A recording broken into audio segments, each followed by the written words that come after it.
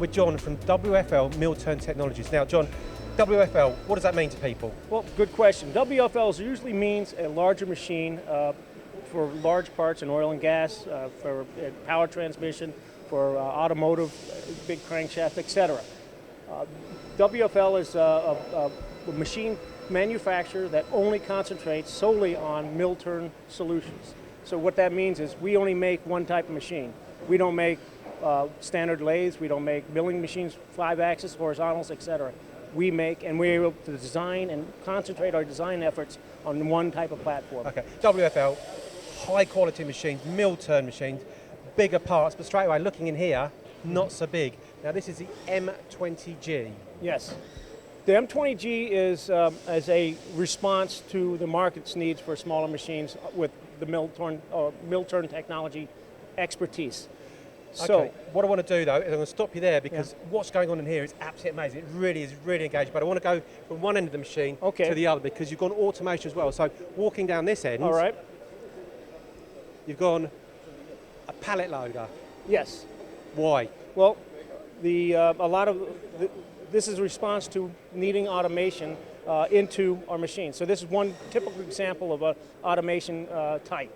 This pallet changer would take parts that typically go up to maybe 500 millimeters high and shuttle them in and allow you to load them into your main spindle and start the machining process. This will allow companies to have kind of lights out manufacturing. 24/7 is some exactly. That's why everybody wants to go these days. The automation route. Now these parts, normally you're thinking parts from about 2 meters plus, but these on this machine, the center distance of this machine is 1 meter up to 2 meters. So you have different types of models. So you have 1 meter, 1.5 meter, up to 2 meters. Okay. Obviously not on the pallet loader here, but that would be for a gantry loader, for example. Yes. Now moving on, we've got the controls here. Right. Now these are SIEMENS-based controls? It is a SIEMENS-based control, and it's with, we have our software in this, as far as the process software is concerned for operation of the machine.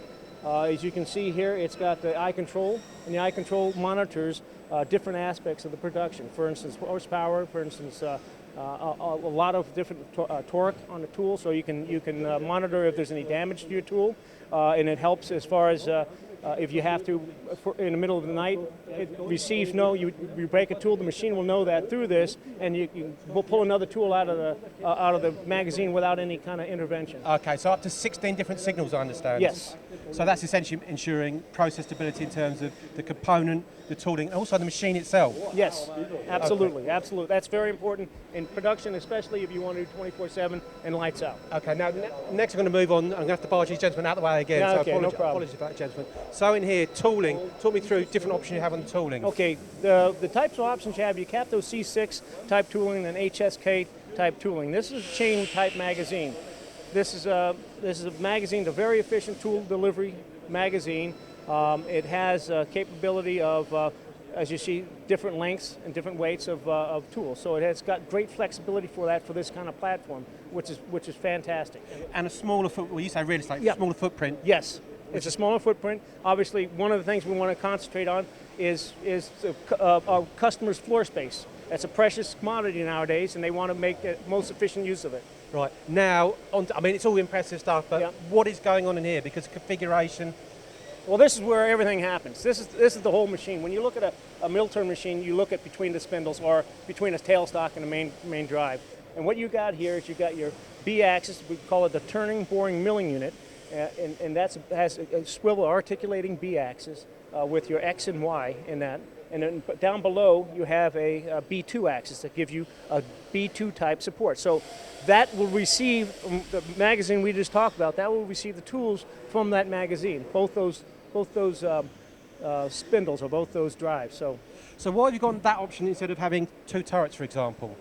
You can, 2 turrets can be done as well, but this gives you much more power, gives you more, you can go into the part easier, you can do turning, and you've just seen some of that. And I don't want to get away with the main portion of this machine, and that is the spindles themselves.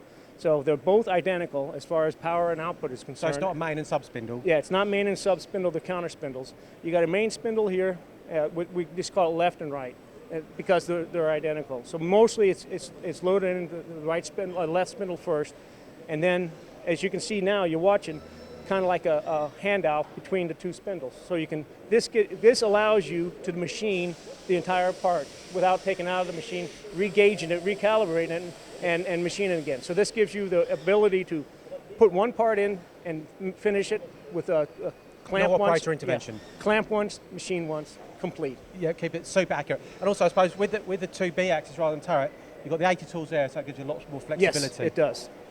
I'm thinking then, you've got a lot of flexibility. What sort of industries are you looking at? Because WFL, oil and gas, nuclear as an example. Mm-hmm. Well, as I said, WFL's large parts. So they're into aerospace, they're into oil and gas, et cetera, as you mentioned.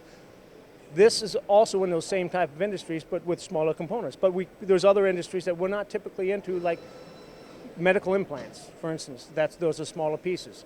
Yet we still have the capability of machining the difficult, tough materials like titanium, cobalt, chrome that you see in the medical industries, as well as the aerospace type materials, the high nickel alloys, and the titanium. So it still has that capability. Yet this machine also comes with a capability of 20,000 RPM spindle that will deliver cutting force, appropriate cutting force for softer materials like aluminum. So it's got a good range. A great range. So there you have it, a quick overview of the M20G, automation, flexible. What else you need? Come on by and see it. That's it. John, great. Thank you very much. Thank you. Take care.